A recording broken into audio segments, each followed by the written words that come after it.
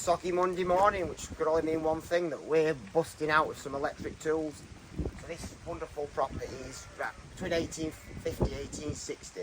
It's one of the old mill cottages. There used to be a big mill down there.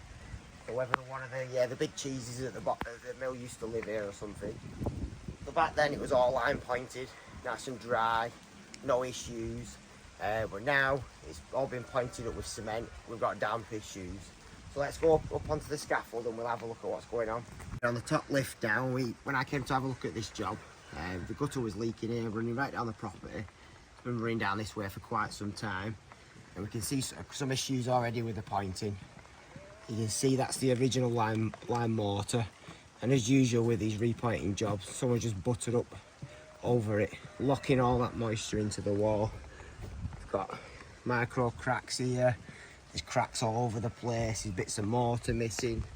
But where this joint was, it's been running right down the wall.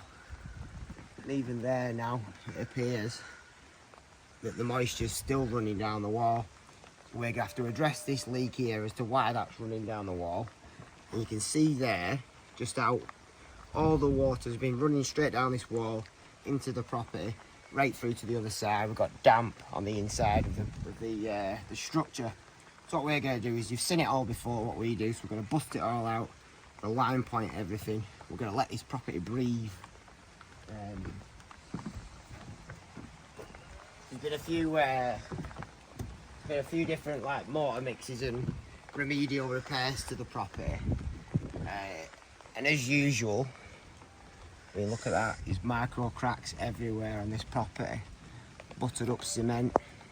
Two different kinds of, there's two different repairs. Here we've got a big old crack running down here. It's joined up onto the next property. Someone hasn't pointed that up properly, so we've got quite a bit of work to do to get this property nice and dry again. So we better put his rubber boots on, plug in his breakers and get cracking. This is the final couple of feet of the breaking out on this particular project.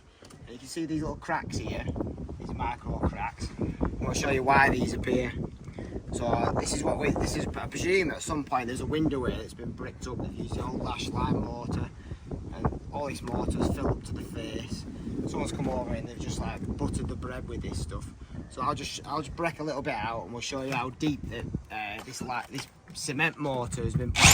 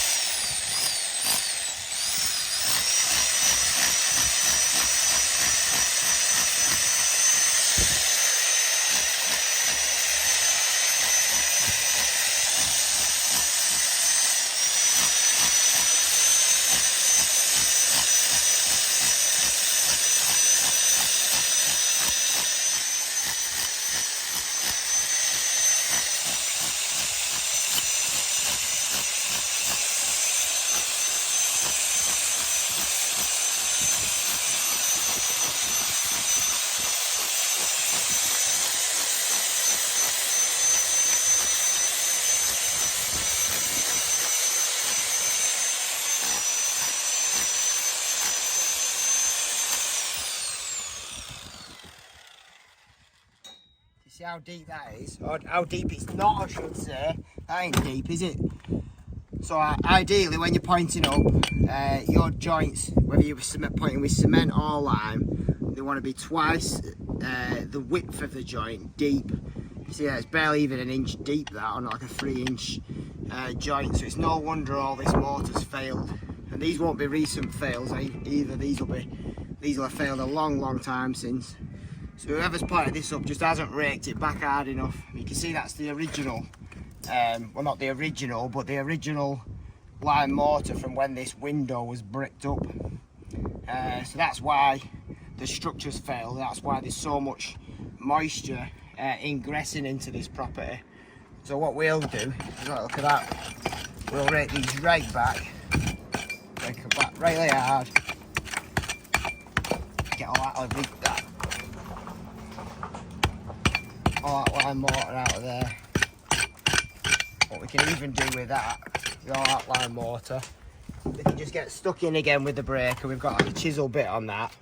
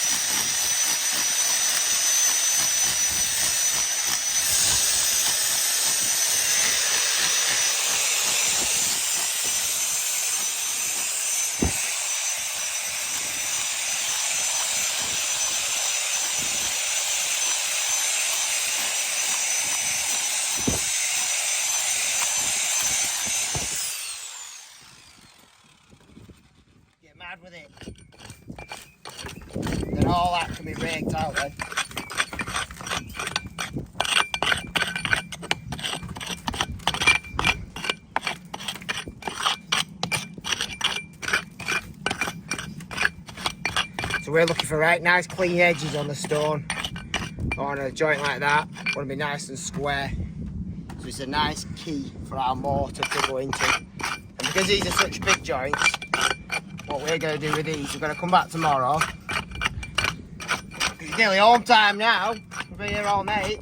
So we're going to come back tomorrow. And we're going to back point this wall for... yeah,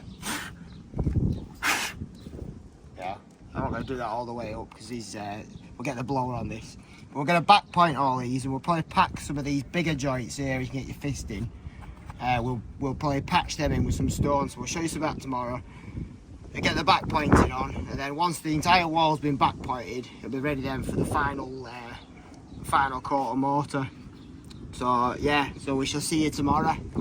On the pointing job now, we've just finished we're just about to finish the last of the back pointing mix. So this is, like I said, day 3. If this was cement pointing, what we'd do, we'd have it all pointed up by now, and we'd be in the pub on this Friday afternoon. I guess when you look at it, cement pointing for a project, you'll get 25 to 30 years out of a well applied cement mortar if it's mixed right, use decent quality stuff. Lime mortar, you're going to get 100, 200 years out of a good quality NHL mix. So I suppose when you look at it like that, you know, the cement pointing is kind of like an analogy. It'd be like that quick fumble that you get out on the pub on a Saturday night with that lash round the back. Nothing lasts, but if you take your time, you work your magic on that lady, that's a lime pointing job. It's going to last for years and years and years. But today we're pointing lime, so we're going to make sure that this is applied properly. We're going to get a quality, long-lasting, well-performing mortar on this job. So we've got this last section to do. So we're back on this walled-up window. So I think on this particular video, we'll keep going back to this job and we'll show you how we apply stuff, and we'll through to when it's finished off. So what we've done is we've wet our substrate. The substrate's like the background that you're pointing to, because this is sandstone, so it's a little bit more porous than like a limestone or a granite, so you get a little bit more suction. And this is the original. So we bust it all off, so I can't really get any. Oh, here we go. Got a little bit here for you. So this is the original ash lime mortar. So this is like at least 150-year-old is this. So what this has in it is the lime, the sand, and then the ash out of the local fires. So the ash acts like a pozzolan and makes it go off a lot harder than the... There's none left. Oh, actually there's a little bit here, I think. So let me just put this in my other hand. See if I can scrape a little bit of this lime putty mortar out. A little bit there. You can see the difference. So there's two different kinds of lime mortar here. So that's the ash lime mortar, and this is a lime putty mortar. So it's not quite as hard as the ash lime mortar. So this was probably the original construction. Sorry, the original mortar used on the construction. So this is a lime putty and some sand. It's quite a high amount of lime putty in there. And then the ash lime mortar is just the ash, some ash out the fires, some lime putty again, and a finer sand. And that seems to go off a lot harder than the lime putty. But I guess the reason that they use the ash lime mortar is because on every street corner there's bins where you put the ash out of your coal fire back in the Victorian times. The council will come and collect it, or a tradesman will come and collect it, and he'd use that, recycle it in his lime mortars. So once of a day, when they decided this window didn't need to be there anymore, they got a builder in to come and brick it up, wall it up. The mason came and walled it up. He used his ash lime mortar because that's what was available to him at the time. So the ash lime mortar has a greater suction than the substrate. So what we do is we soak all the joints first, just using a normal sprayer. We're gonna show you on this section how we back point it. So I'll just show you what we do. So all we literally do is just wet that background We're not going to wet that because we've already dampened that one down. So that's literally all you have to do. And you shouldn't apply your mortar straight to that, so I'd let that dry out for 10 minutes first before I apply any mortar to it, because that moisture, see how that's wet on the surface of the substrate, that will bleed through your lime. Lime will come out. You don't get a proper carbonation process of the lime mortar. So we just let that dry off. So usually when the face of the stone's dried, you know, then we can apply some mortar to it. So what we have here is quite a creamy mix. It's creamier than the finished lime mortar that we'll be using. Because what we have to do with this is get it right to the back of all those joints. So in this mix, let's work it out for you. So we've got quite a large aggregate in this. Find some big numbits of stone for you.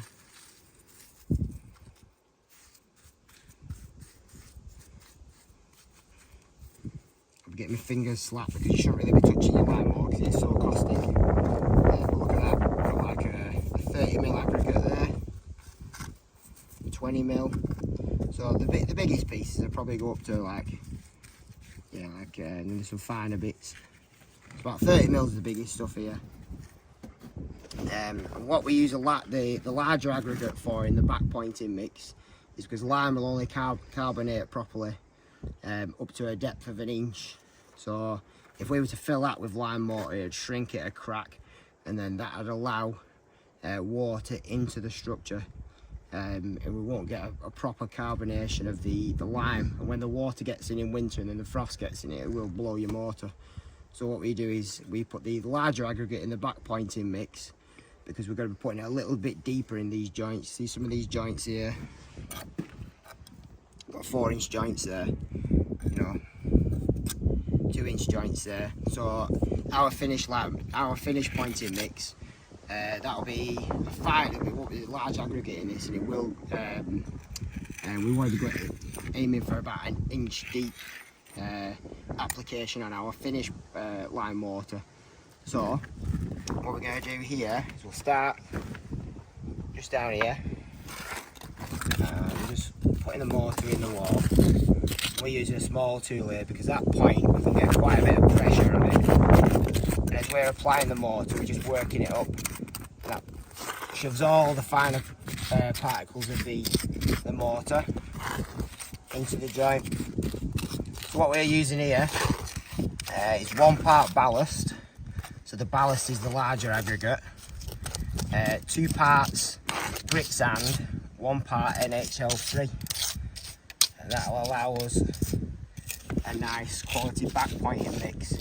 So I'm just going over what I've applied there and make sure that all those voids in between those particles of aggregate are filled with mortar. There's no gaps in that wall. No gaps in the mortar, sorry. I'm talking twaddle on this Friday afternoon. The sun's gone to my head. Just keep working it up. Don't worry about filling your joints because we'll show you how we dress this backpointing mix up on what we've just done yesterday, what we did yesterday. So when I'm applying it, what I'll try and do is you just run the trowel over your hod. You'll see where all the larger bits of aggregate are. I tend to leave them to one side of my hod. Get that creamy bit in, and then we can push the larger particles of aggregate into that backpointing mix that we've just applied. Like so. And these joints are solid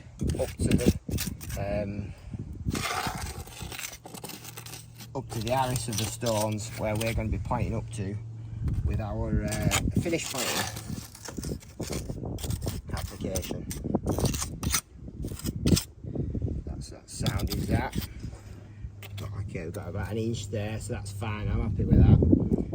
So what we'll do is we'll just get rid of this a little bit. We've got a big void there.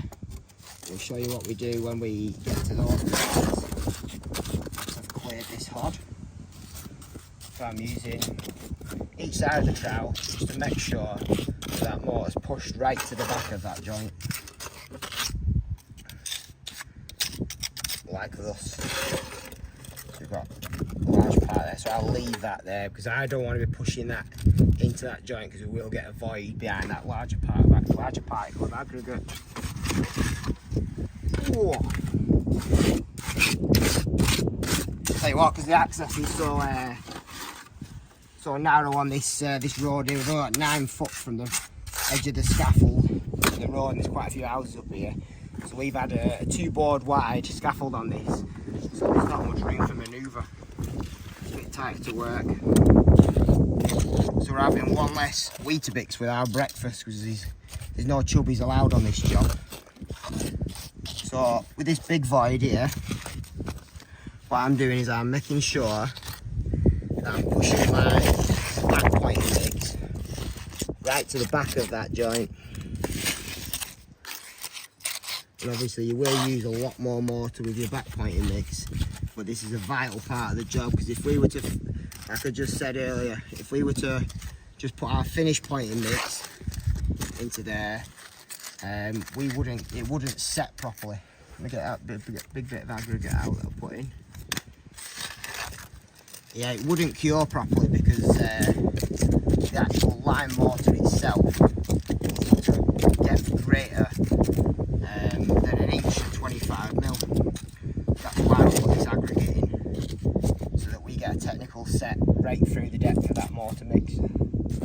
So I've just put a little bed on there, get a little bit more mortar on the back of there. So I can feel the back of that joint with the end of my trowel there. So I know my mortar's right to the back. And then we have a little selection of stones here. What we're going to do is we're going to patch that joint in. Let me just have a look in our kit of tricks.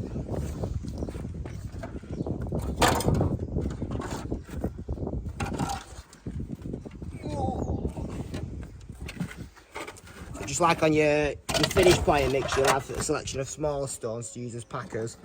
We have a selection of larger stones here that we can put in and we can patch into that wall. So that's a decent sized stone, but it's a little bit deep because I've brought the back edge of that face, the back edge of the wall back there. So what I'm gonna have to do is have to back this stone off.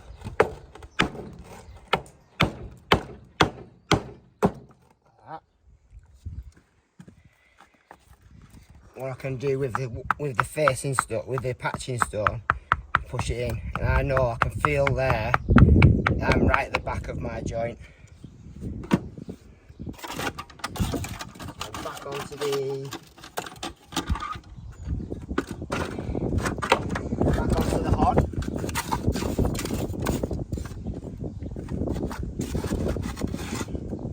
Load it up with a bit more gobble.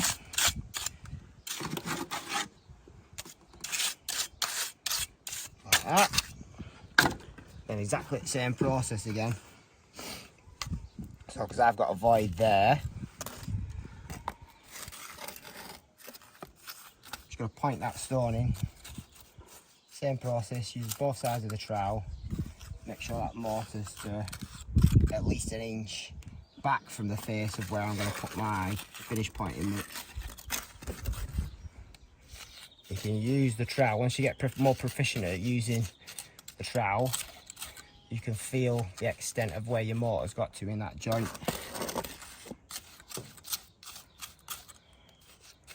Yeah, the small tool is ideal for this because we have got almost a tuck pointer there. We've got like a pointing trowel head on the other side of the trowel. So we can get a lot more pressure on the tip of that trowel to make sure that all those joints are nice and full. Yeah, so I can feel that joint's full. There's a lot of mortar in there. Swap it over to the top point side.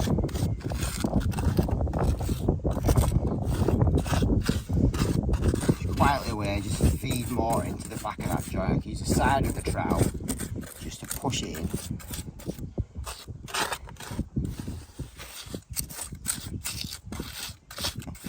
make sure that joint is full of mortar. Poke that in there. Looks nasty does this once it's all on. I'm just about to show you, once I get rid of this hod, what we do to dress up this this back pointing mix. So we've got another big joint there, another 3 inches. Use that. It's got perfect shape, that edge of that small tool. Just get mortar. Like use the tip of the trowel and push up. That pushes all that grit sand in the mix to the back of that joint. Like so. So you can feel there, I've got a big piece of aggregate in there, so what I can do, I can just pick that back out. Save that little bad boy for later on. Replace it with a little bit of grit sand in the mortar. Because we're using the grit sand, that's going to decrease the propensity for this mortar cracking. When there's cracks forming in it, that's where water gets in, like you say around here. We don't want no water getting in because it'll blow the mortar.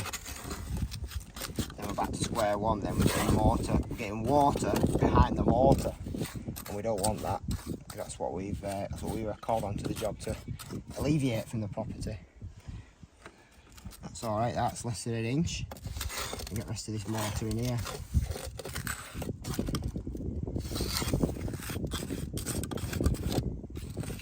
Like that. We can get rid of that rascal that's causing me some issues before. Just shove him in there. And just dress around it. Some of the creamier bits of that mix.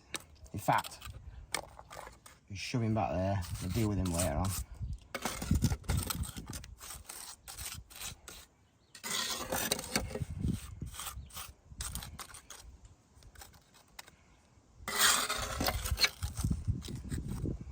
When you get to the end of the hod, you just left for your aggregate. So we've got a little bit more on. Just get this joint finished off.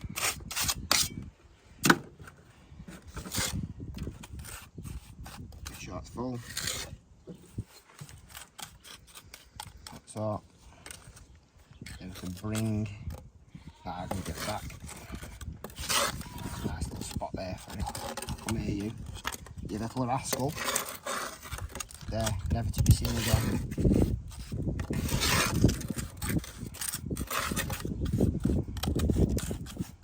Push all the air out of that back pointing mix.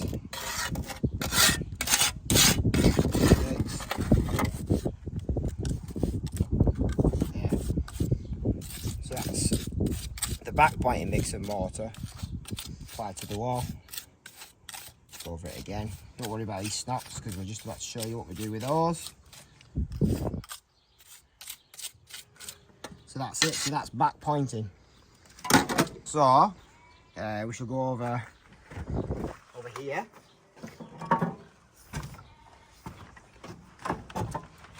So this is what we did yesterday. So we've covered it with Hessian because it's warmer than a Lancashire hot pot that's just come out of the oven today.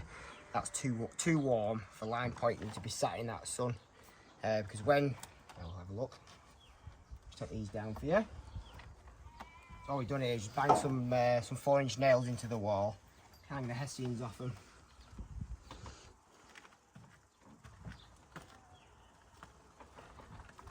So see here, like with these bits.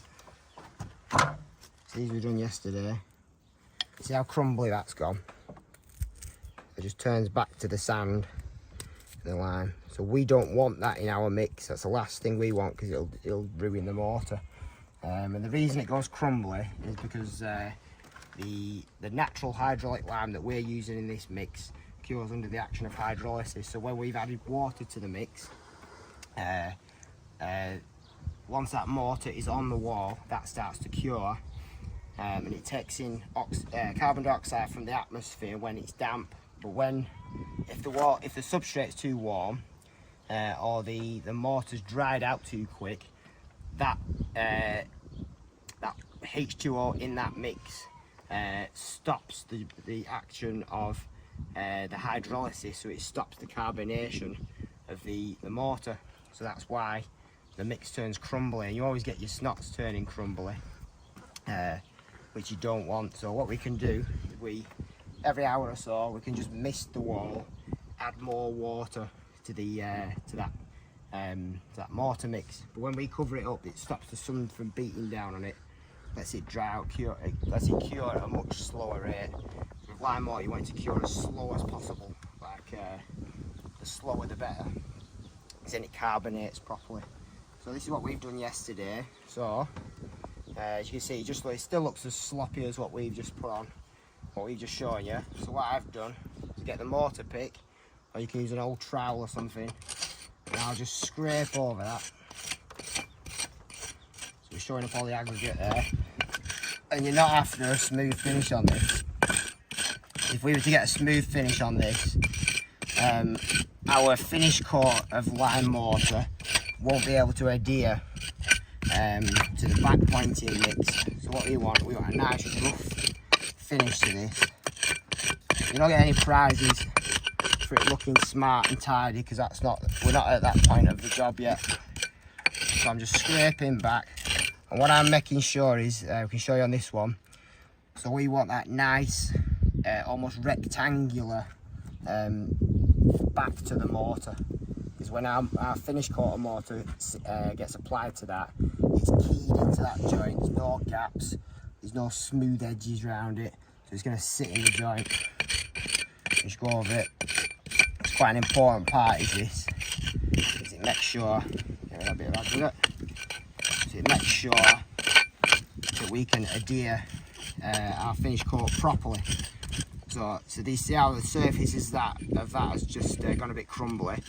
So when we scrape that off, it's quite hard. You can see the moisture still in that mix.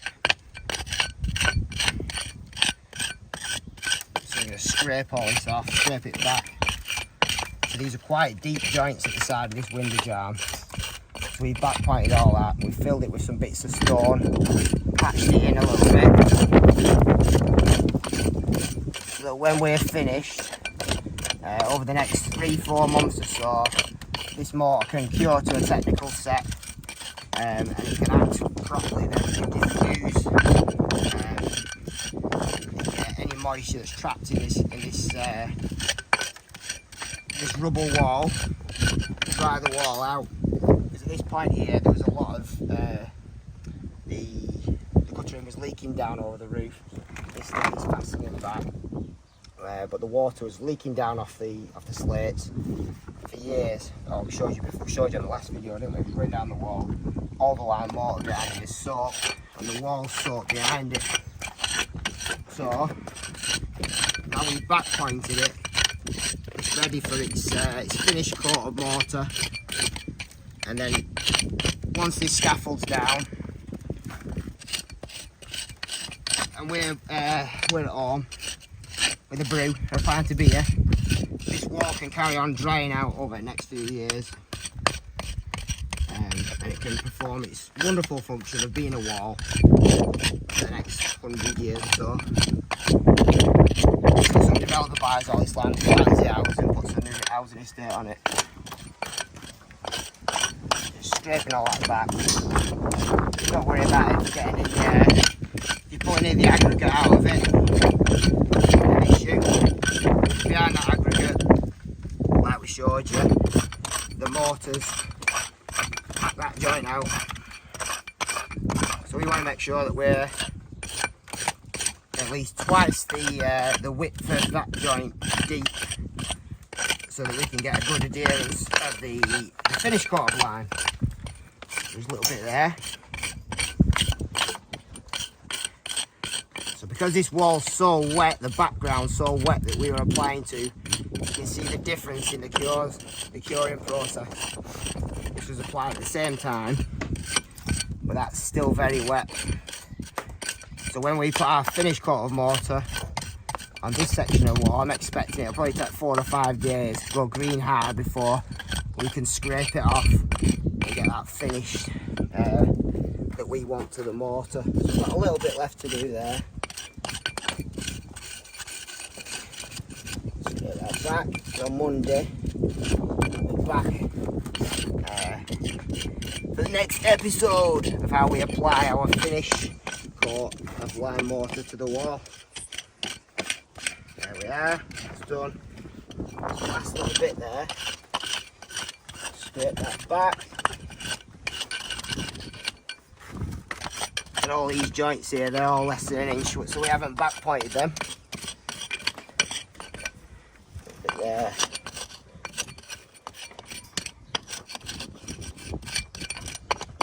And what we're left with, oh, that bit there, chunk there.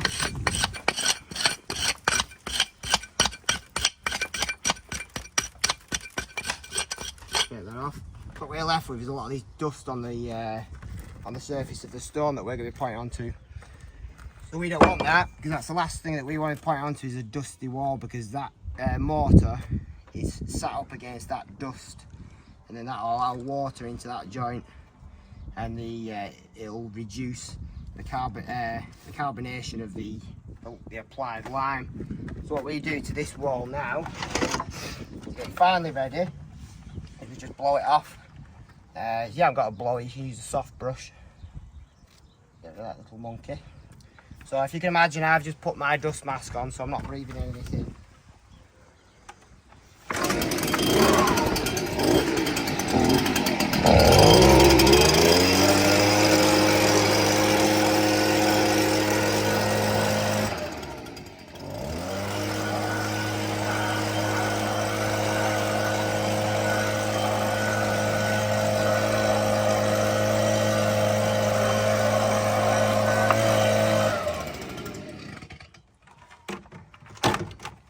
Take the dust mask off. So we've got nice clean joints now, ready to be moistened again, and then the finished coat of lime can go on. But it's Friday afternoon, so you want to let this back pointing mix cure for a couple of days first, because that starts the carbonation process in this layer of the cake, if you will. So that can start carbonifying over the weekend, and then it's starting to cure. Then, well, before we've got to point up to here first. So this will be going off for maybe 4, 5, 6 days before we get used to start. Yeah, let's try again on that one. So this will be curing for like 4, 5, 6 days maybe before we get the last coat of mortar on it. So what we can do now, before we skedaddle off the job, we can hang these hessians up again. That protects our back pointing from this incessant sunshine. But also, if it's absolutely piddling down where you are when you're putting your walling on, it protects it from the rain as well. Because you don't really want it getting absolutely pish wet through either. That'll retard the curing process. So we've blown it all off now. Covered it all up. So what we can do, we can just mist this down.